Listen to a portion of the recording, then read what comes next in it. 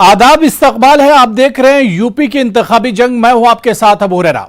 उत्तर प्रदेश में 2 मरहलों के इंतखाबात के बाद कयास आराइयों के बीच सभी पार्टियां अपनी अपनी जीत का दावा कर रही हैं और दूसरी पार्टियों की शिकस्त बताकर ताल ठोक रही हैं। 20 फरवरी को अब तीसरे मरहले के लिए वोटिंग होनी है। इस वक्त झूठ, वादे, सुनहरे ख्वाब सियासत की भट्टी में पकाए जा रहे हैं और वोटर्स को परोसे भी जा रहे हैं। सभी पार्टियां खुद को मसीहा और दूसरों को गुंडागर पार्टी बता रही हैं। बेरोजगारी, गरीबी, महंगाई और आवाम के सवालात का जवाब शायद किसी के पास नहीं है। सियासी लीडरों के बोल इलाके के हिसाब से बदल जाते हैं। जहां मजहबी कार्ड खेलने की जरूरत हो वहां ये मजहबी हो जाते हैं। जहां खौफ की सियासत हो सकती है वहां दूसरों का खौफ दिखाया जा रहा है। यह सिलसिला इंतखाबात खत्म होने तक जारी रहने की उम्मीद है। इंतखाबात के बाद सियासत की दहलीज तक अवाम की रसाई नामुमकिन है। अवाम के पास अभी भी मौका है और वो इस मौके का किस हद तक फायदा उठाते हैं और रियासत की बागडोर किसके सुपुर्द करते हैं, यह देखना अभी बाकी है।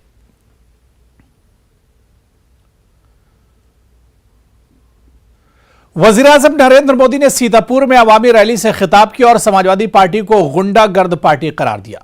उन्होंने कहा कि समाजवादी पार्टी के जमाने में माफियाओं का राज था और लोगों की जिंदगी महफूज नहीं थी। बीजेपी ने लोगों की जिंदगी महफूज बनाई। उन्होंने कहा कि अगर अपनी बेटियों और बेटों की जिंदगी महफूज बनाना चाहते हैं तो बीजेपी को इख्तिदार में लाना होगा। आप ये भी जान लीजिए, आपको कई नेता मिल जाएंगे, बहुत बड़ी बातें कहेंगे, हम आपको इतने पैसे दे देंगे। दूसरा आएगा, हम वो 1000 दे रहा है तो मैं 1100 दे दूंगा। तीसरा आएगा, ये मुफ्त देता है तो मैं 2 चीज मुफ्त देंगा। ऐसे ही राजनीति में आजकल खेल चल रहा है। लेकिन मैं आपसे पूछना चाहता हूं, जरा मुझे जवाब देना दोस्तों। आपके पास घर है, शानदार बंगलो है, गाड़ी है, उद्योग है, व्यापार है, खेत है, खलिहान है, सुख ही सुख है, दुख का नामो निशान नहीं है। लेकिन आपका जवान बेटा या आपकी जवान बेटी घर से बाहर गई है और शाम को उसका डेड बॉडी, उसका मृतदेह घर आ जाए तो ये घर किस काम का, ये बंगलो किस काम का, ये पैसे मिलकर किस काम की। आपको चाहिए सुरक्षा। सुरक्षा चाहिए कि नहीं चाहिए? सुरक्षित जीवन होना चाहिए कि नहीं होना चाहिए? आपको सुरक्षा मिलनी चाहिए कि नहीं मिलनी चाहिए? जब कानून का राज नहीं होता तो सबसे ज्यादा पीसना मेरे गरीब को ही पड़ता है। असुरक्षा की जिंदगी जीनी पड़ती है। माफियाओं के राज में गरीब की सुनवाई नहीं होती। उत्तर प्रदेश में पहले जो गौर परिवारवादियों की सरकार रही, उन्होंने यूपी का यही हाल बना रखा था। उधर सीएम योगी ने महोबा में अवामी जलसे से खिताब किया और कहा कि बीजेपी ने अवाम को महीने में 2 मरतबा राशन पहुंचाया, जबकि समाजवादी पार्टी के जमाने में इनके गुर्गे राशन खा जाते थे और मायावती के जमाने में इनके हाथी राशन खा जाते थे। सीएम योगी ने यह भी कहा कि यह पार्टी समाजवादी पार्टी नहीं, तमंचेवादी पार्टी है। इनको पता है कि अगर बीजेपी जीत गई तो माफियाओं को कहीं जगह नहीं मिलेगी और तमंचे की फैक्ट्री चलाने वालों को कोई ठिकाना नहीं मिलेगा। कालखंड में डबल इंजन की सरकार है, डबल डोज राशन की भी मिल रही होगी ना। महीने में 2 बार राशन मिल रहा है कि नहीं मिल रहा है? क्या ये राशन 2017 के पहले ही मिलता था क्या? सपा की सरकार में, बसपा की सरकार में, कांग्रेस की सरकार में, सपा की सरकार में सपा के गुर्गे सब राशन खा जाते थे। बसपा की सरकार में बहन जी का हाथी का पेट ही इतना बड़ा है कि पूरे प्रदेश का राशन ही उसमें समा जाएगा। और कांग्रेस को तो बोलना ही क्या है। जब देश में संकट आता है, भाई बहन भारत छोड़ करके चले जाते हैं। पिछली सरकारें खनन में तो लूट करती थी। भाइयों बहनों, खनन के साथ साथ उन्होंने हर जिले में उनके गुर्गों ने अवैध तमंचों की फैक्ट्री लगा दी थी। तमंचा बना दिया था। ये समाजवादी है ना, नाम समाजवादी है लेकिन काम तमंचावादी है और सोच परिवारवादी है। यानी इनका विकास क्या है कि सिपाही खानदान का विकास हो, बाकी सब भाड़ में चला जाए, यही करते थे। और जगह जगह तमंचों की फैक्ट्री लगा करके युवाओं के जीवन के साथ खिलवाड़ करते थे। ये बीजेपी की सरकार को, डबल इंजन की सरकार को न आने देने का संकल्प वही लोग ले रहे हैं जिन्हें ये लगता है कि डबल इंजन की सरकार रहेगी तो माफियाओं को ठिकाना लगाने के साथ साथ देश के दुश्मनों को भी ऐसे ठिकाना लगाने वाले हैं। परेशानी तो उनको ज्यादा है और इसीलिए वे हर संभव प्रयास कर लिए हैं, नाक रगड़ रहे हैं, हर प्रकार का प्रयास कर रहे हैं, एड़ी चोटी लगा लिए हैं कि हर हाल में भाजपा को रोकना है। कन्नौज में आवामी रैली से खिताब करते हुए अखिलेश यादव ने कहा कि जो लोग किसानों के कातिलों को जमानत दिलवा रहे हैं वो दूसरों की गुंडागर्दी की बात करते हैं। इस मर्तबा बीजेपी की जमानत अवाम जब्त करने जा रही है। अखिलेश यादव ने दावा किया कि समाजवादी पार्टी ने पहले और दूसरे मरहले में ही 100 का हिंदसा पार कर लिया है और 7वें मरहले तक बीजेपी के बूथों पर सिर्फ भूत दिखाई देंगे। जनता पार्टी इस बार कन्नौज में शून्य होने जा रही है। जो लोग किसान के हत्यारों को जमानत दिलवा रहे हैं, जमानत मिल गई हो, लेकिन इस जनता की अदालत में उन्हें जमानत नहीं मिलने वाली।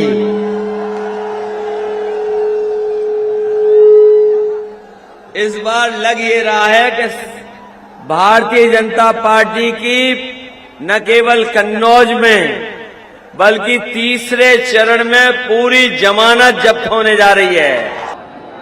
लेकिन जिसे जमानत दिलवा दी है, हम समाजवादी लोग भरोसा दिलाते हैं कि सरकार बनने वाली है, ऐसी पैरवी होगी कि जिसने किसानों की जान ली वो तो जाएंगे जेल, लेकिन उनको पालने पोसने वालों को भी जेल भेजने का काम आने वाले समय में होगा। आपको जानकारी हो गई होगी कि पहले और दूसरे चरण में ही समाजवादी पार्टी और समाजवादी पार्टी के गठबंधन ने शतक लगा लिया है। जब शतक लग गया है तो इस बार कन्नौज और तीसरे चरण में अपने लोगों का समर्थन मिला तो इतना पीछे भारतीय जनता पार्टी छूट जाएगी, इतना पीछे छूट जाएगी कि तीसरे चरण के बाद 7वें चरण तक इनके बूथों पर कोई आएगा नहीं। इनके बूथों पर भूत दिखाई देंगे, भूत। कोई बूथ पे आने वाला नहीं है। कन्नौज वालों बताओ कितना धोखा दिया है बीजेपी वालों ने। इनसे ज्यादा धोखेबाज कोई नहीं है। बताओ बीजेपी वाले धोखेबाज हैं कि नहीं हैं? और न केवल धोखेबाज हैं, इनसे बड़ा झूठा धरती पे कोई नहीं है। और इनके नेता भी कमाल के नेता हैं। जो छोटे नेता हैं वो छोटा झूठ बोल रहे हैं, जो थोड़ा बड़े नेता हैं वो बड़ा झूठ बोल रहे हैं। और अभी बड़े नेता आए थे यहां पर तो सबसे बड़ा झूठ बोल के गए हैं। मरकजी वजीर अनुराग ठाकुर ने बीजेपी लीडरों पर हमले के लिए समाजवादी पार्टी को जिम्मेदार ठहराया और इलेक्शन कमीशन से शिकायत की। मरकजी वजीर अनुराग ठाकुर ने कहा कि पहले और दूसरे मरहले में आवाम की जानिब से बीजेपी के लिए बेपनाह प्यार को देखकर अखिलेश यादव हैरान हो रहे हैं। बीजेपी लीडरों पर हमला उनकी बौखलाहट का सबूत है। पहला चरण और दूसरे चरण के मतदान के बाद समाजवादी पार्टी के नेताओं के जो बौखलाहट और घबराहट सीधे तौर पर देखने को मिल रही है। पहले और दूसरे चरण में कमल का बटन दबाकर जिस तरह से जनता ने समर्थन किया है, वो अपने आप में अखिलेश जी का पसीना छूट रहा है। एक तरफ अखिलेश जी का पसीना निकल रहा है, दूसरी ओर उनके कार्यकर्ता और उनके गुंडे चुनावों में हिंसा को बढ़ाने का काम कर रहे हैं। 14 फरवरी को भारतीय जनता पार्टी की राज्यसभा की सांसद और भाजपा की महिला मोर्चा की उत्तर प्रदेश की अध्यक्ष आदरणीय बहन गीता साकिया जी के ऊपर जो हमला हुआ है, वो अपने आप में दिखाता है कि महिलाओं को दबाने का, धमकाने का काम समाजवादी पार्टी की सरकार में भी होता रहा और चुनाव की बेला पर भी ये लोग महिलाओं के खिलाफ हिंसा भी कर रहे हैं, डराने धमकाने का काम भी कर रहे हैं। और 15 फरवरी को करहल से भारतीय जनता पार्टी के लोकप्रिय उम्मीदवार, गरीब परिवार से आने वाले, पिछड़ा वर्ग से संबंध रखने वाले एसपी सिंह बघेल जी, जो केंद्रीय मंत्री भी हैं, उनके ऊपर सपा के गुंडों ने हमला किया है। प्रियंका गांधी का आज कानपुर में रोड शो हुआ। उन्होंने कांग्रेस उम्मीदवारों के लिए आवाम की हिमायत मांगी और वोटों की अपील की। कैंट असेंबली बाबूपुरवा में उम्मीदवार सुहेल अख्तर अंसारी की हिमायत के लिए रोड शो का आगाज हुआ। किदवई नगर असेंबली हल्के के कांग्रेस उम्मीदवार अजय कपूर के लिए भी वोट मांगा। इसके बाद गोविंद नगर असेंबली हल्के के उम्मीदवार करिश्मा ठाकुर के साथ सीसामऊ उम्मीदवार हाजी सुहेल की हिमायत में रोड शो जारी रहा।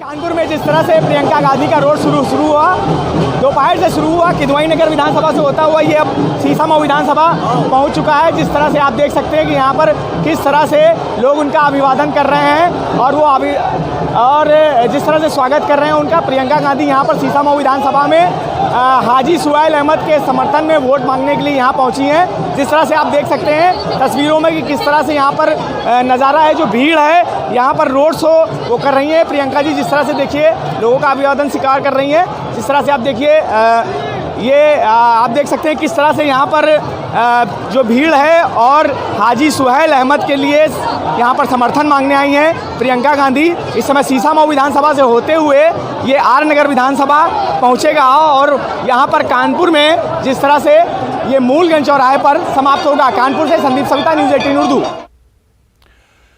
यूपी के महोबा में कांग्रेस की रैली में शिरकत के लिए आ रहे इमरान प्रतापगढ़ी को उतरने नहीं दिया गया। जिला इंतजामिया ने कांग्रेस अक़लियती सेल के कौमी सदर और स्टार कैंपेनर इमरान प्रतापगढ़ी के हेलीकॉप्टर के उतरने पर पाबंदी लगा दी। इंतजामिया की कार्रवाई पर कांग्रेस उम्मीदवार ने जानिबदारी का इल्जाम लगाया। कांग्रेस उम्मीदवार सागर सिंह ने जिला इंतजामिया पर संगीन इल्जामात लगाए। उन्होंने कहा कि जिला इंतजामिया को पता है कि इमरान प्रतापगढ़ी आएंगे तो सीएम योगी के प्रोग्राम में लोग नहीं जाएंगे, बल्कि कांग्रेस की आवामी रैली में शरीक होना ज्यादा पसंद करेंगे, इसीलिए उनको आने नहीं दिया गया। आज कार्यकर्ता वार्ता थी। कार्यकर्ताओं को संबोधित करने हमारे अल्पसंख्यक प्रकोष्ठ के राष्ट्रीय अध्यक्ष और मशहूर शायर श्री इमरान प्रतापगढ़ी जी आ रहे थे, पर अचानक ही प्रशासन ने हम लोगों को ये आदेश दिया कि आप अपने नेता को कह दीजिए तो उनका हेलीकॉप्टर लैंड ना करें, और यदि ऐसा होता है तो आप सभी लोगों पर FIR की जाएगी और उनकी लैंडिंग को मनाही कर दी गई। क्या लगता है किन के कारण ये सब हो रहा है? एक ही कारण है, घबराहट, और उसी कारण की वजह से सब किया जा रहा है। कल कबरई में छोटा सा पदयात्रा क्या करती, उनको लगा कि आज का कार्यक्रम कहीं मुख्यमंत्री जी से बड़ा ना हो जाए। चलिए यहां पर रुकेंगे फिलहाल छोटे से ब्रेक के लिए। ब्रेक के बाद आगे बढ़ेंगे। मरकजी वजीर पीयूष गोयल ने लखनऊ में प्रेस कॉन्फ्रेंस की और समाजवादी पार्टी को गुंडा पार्टी बताया। उन्होंने कहा कि पीएम मोदी के अंदर गरीबों के लिए जो तड़प है वो सीएम योगी के अंदर भी है। प्रकार का माफिया राज, जिस प्रकार की क्रिमिनल एक्टिविटीज उत्तर प्रदेश से 2017 के पहले देखी, उसने वास्तव को उत्तर प्रदेश में एक भय का जो वातावरण फैला दिया था, उससे उत्तर प्रदेश कभी विकसित राज्य बन नहीं पा रहा था, एक बीमारू राज्य बन के रह गया था। और हमारी माता बहनें, बहुएं, हमारे व्यापारी, हमारे उद्योग जगत से लोग, हमारे किसान, हमारे अलग अलग समाज के लोगों के ऊपर जिस प्रकार से अत्याचार हो रहा था, वो समाजवादी पार्टी की निशानी रही। अंग्रेजी में देखें तो उनका कॉलिंग कार्ड रहता था। ये जो दिल में पीड़ा और दिल में जो चिंता गरीबों के प्रति माननीय प्रधानमंत्री नरेंद्र मोदी जी में है, वही हमने उत्तर प्रदेश में योगी आदित्यनाथ जी में देखी। तो वहीं लखनऊ में ही मायावती ने कांग्रेस, समाजवादी पार्टी और बीजेपी को घेरा और उनके दौरे इख्तियार की मिसाल देते हुए कहा कि दलितों और पिछड़े तबकों के लिए कोई भी पार्टी संजीदा नहीं है और इससे पहले भी किसी ने उनकी तरफ ध्यान नहीं दिया। यही कांग्रेस पार्टी खासकर दलितों, आदिवासियों व अन्य पिछड़े वर्गों के वोटों की खातिर आए दिन किस्म किस्म की नाटकबाजी करती रहती है, जबकि इन वर्गों के व अन्य और मामलों में भी इस पार्टी की, कांग्रेस पार्टी की सच्चाई तो ये है कि कांग्रेस पार्टी जब सत्ता में आसीन होती है और इनके अच्छे दिन होते हैं तो तब इस पार्टी को इन वर्गों का विकास व उत्थान आदि याद नहीं आता है तथा न ही इनको महिलाओं की भी भागीदारी याद आती है। इतना ही नहीं बल्कि इस पार्टी के बाद खासकर यहाँ सपा व बीजेपी आदि की बनी सरकार में भी यूपी की जनता अधिकांश मामलों में काफी ज्यादा दुखी रही है। सपा की सरकार में तो ज्यादातर यहाँ गुंडों, बदमाशों, माफियाओं, अराजक तत्वों व सरेआम लूट खसोट करने एवं दंगे फसाद आदि कराने वालों का ही राज रहा है। खासकर दलितों व अति पिछड़े वर्गों तथा इनके संतों, गुरुओं व महापुरुषों आदि के साथ तो हर स्तर पर अधिकांश समय इनका सोतेला रवैया ही देखने के लिए मिला है। हिजाब के बाद यूपी चुनाव में अफजल गुरु की एंट्री हो गई है। बीजेपी अब अपने चुनाव प्रचार में अफजल गुरु के साथ साथ टुकड़े टुकड़े गैंग को भी सियासी इशू बना रही है। इलाहाबाद में साबिक रुकने पार्लियामेंट अतीक अहमद के रिवायती असेंबली हलके शहर मगरिबी में रियासत के सीनियर वजीर सिद्धार्थनाथ सिंह अपने इंतखाबी प्रचार में अफजल गुरु और अतीक अहमद के नामों का जमकर इस्तेमाल कर रहे हैं। सिद्धार्थनाथ सिंह के खिलाफ इलाहाबाद यूनिवर्सिटी तलबा यूनियन के साबिक सदर ऋचा सिंह सपा के टिकट पर चुनाव मैदान में है। समाजवादी उम्मीदवार ऋचा सिंह पर संगीन इल्जामात आयद करते हुए सिद्धार्थनाथ सिंह ने कहा कि जब जेएनयू में अफजल गुरु की हिमायत में नारे लगाए जा रहे थे उस वक्त ऋचा सिंह भी नारा लगाने वालों में शामिल थीं। पहले तो ये बता दें कि आप टुकड़े टुकड़े गैंग के साथ क्या कर रहे थे। उस फोटो का आपने आज तक न खंडन किया है न अखिलेश यादव ने उसका जवाब दिया है।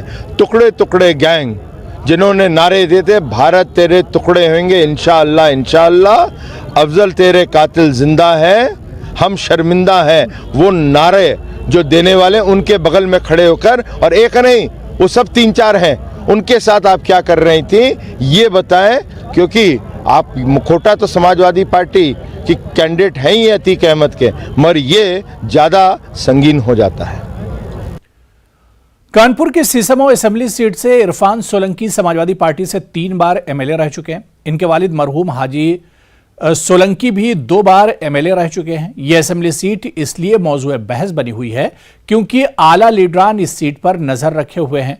इरफान सोलंकी का कहना है कि अपने काम और समाजवादी पार्टी के शनाख्त की वजह से वो एक बार फिर जीतकर असेंबली में जाएंगे।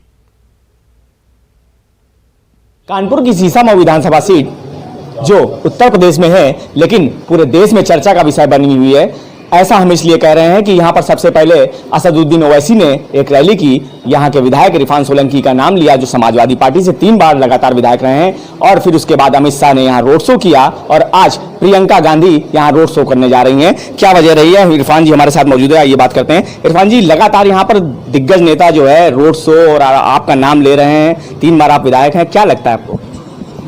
देखिए, सबसे पहले तो शुक्रिया हमारा परिचय देने के लिए।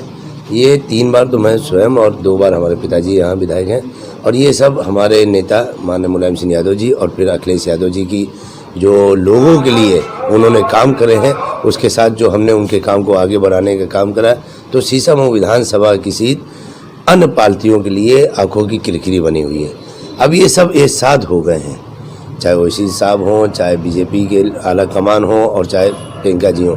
अब देखिए, इतनी बड़ी बात है कि देश के 2 बड़े नेता हैं, मोदी जी और अमित शाह बड़े नेता हैं, भाई प्रधानमंत्री हैं और गृह मंत्री हैं। और गृह मंत्री जी आपकी विधानसभा में लगभग 1.5-2 किलोमीटर पैदल चले, जो मेरे हिसाब से 100 मीटर भी पैदल ना चलते हों, और वो 2 किलोमीटर लगभग, मतलब कोई वो नहीं, पैदल चल रहे हैं।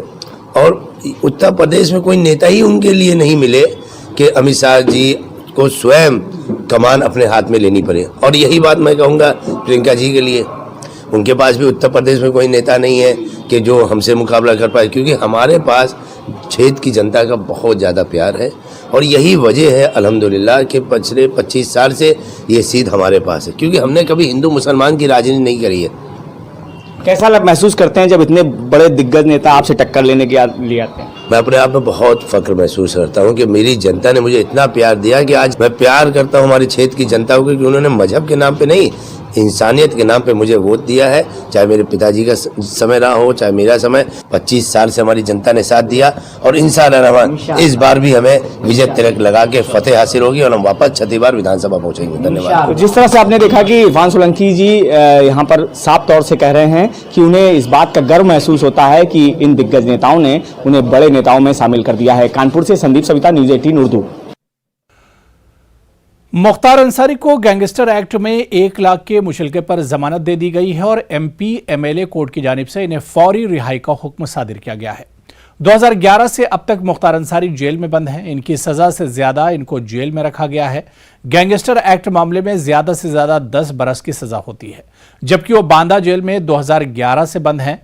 रिहाई का हुक्म जेल इंतजामिया को भेजा जाएगा। हालांकि दूसरे मुकदमे भी अभी जेर समाअत हैं, इसलिए इन्हें अभी जेल में ही रहना होगा।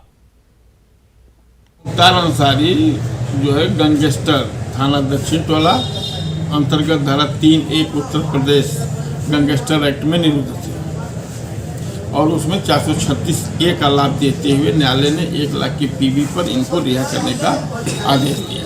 नया मोड़ यही आया है कि माननीय मुख्तार अंसारी साहब को जो है प्रोसिक्यूशन द्वारा या सरकार द्वारा गलत मुकदमे में निरुद्ध रखा गया था सन 2011 से, और 2011 से निरुद्ध रहने के कारण और उस मुकदमे में मात्र 10 साल की ही सजा है, और आज वो उस मुकदमे में 11-12 साल से जेल में है। उनके साथ यह अत्याचार हो रहा था। न्यायालय ने इस बात को देखा, सुना, और उसके बाद 1 लाख की पीबी पर उनको रिहा करने का आदेश दिया। बिल्कुल, अगर दूसरा अन्य मुकदमा कोई नहीं रहेगा तो बाहर आ जाएंगे।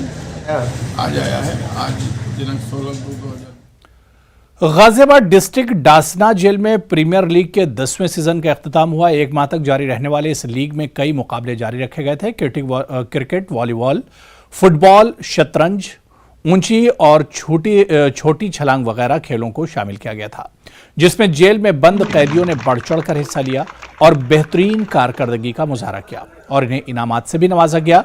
जिला इंतजामिया के मुताबिक कैदियों को जहनी और जिस्मानी लिहाज से बेहतर करना इस लीग का मकसद था। जेल प्रीमियम लीग का समापन हो गया है। बात करते हैं गाजियाबाद जेल अधीक्षक।